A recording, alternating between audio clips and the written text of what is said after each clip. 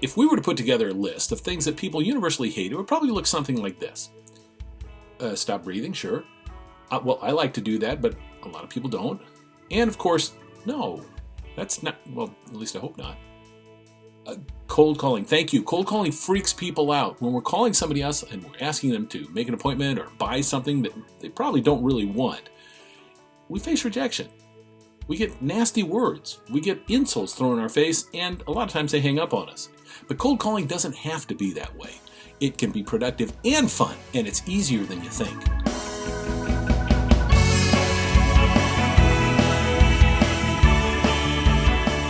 Have you received a cold call recently? I did. I got a call from a woman who asked who I was, so I asked her who she was, and she told me her name, whatever it was, and that she was from a Medicare affiliate. She was selling supplemental insurance to Medicare. Now, I may look old, but I'm not old enough to get Medicare, so I really didn't fit the demographic of who they should be pitching to. However, that didn't stop her. She just went on and on and on until I interrupted her and said, "Hey, I'm not going to be your client because I'm not that age." Well, instead of saying thank you or apologizing or anything like that, she simply hung up on me. And the truth is, that was a relief to me, because the reaction most people have when they receive a phone call like that is, I want to get off of this cold call as quickly as I possibly can. What do I have to do to ditch this caller?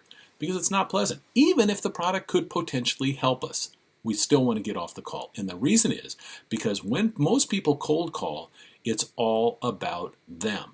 They're trying to sell us something. They're trying to get something for themselves, a commission or a sale.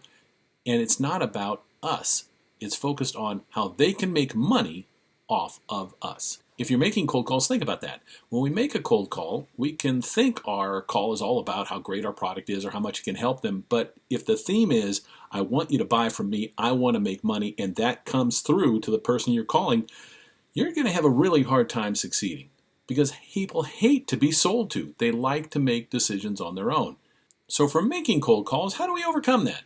Well, the solution is we have to change our focus. And by changing our focus, I don't mean we look at rejection in a different way. We have to think of, oh, well, they're rejecting the product. They're not really rejecting me. Or the advice I always got, which is, don't worry about it. Just try to make as many calls as you can in a day. It's a numbers game.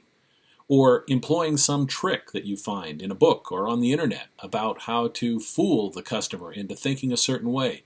Because ultimately, that never helps anybody. This method that I'm about to talk about will really help you if you're really interested in helping people. If you're a person that is not really that interested in helping others, then please stop watching this video right now. This is not for you, it won't work for you, and ultimately it'll backfire in a way that you just can't even imagine.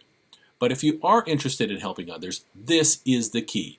The key is we have to focus on the person we're calling and make it all about them. So we try to help the person who might buy our product instead of selling to them. Even if they're not going to buy our product, we try to help them. Now, there are many more aspects to making a cold call productive and fun, and I'll cover that in future videos. The reason I didn't pile it on this video is that all of those different things that you could say and do, they don't matter. They don't matter if you don't change your focus, if you don't change your attitude. So, after this video, all I want you to do is stop and think about what you're currently doing. Are you focusing on yourself or are you focusing on them? How does it come across? And if you are focusing on yourself, how could you focus on them? What could you do differently? What could you say differently? Just think about that. Prepare it. Send me some comments and we'll go from there. And then watch my next video. What's the first thing you say on a cold call?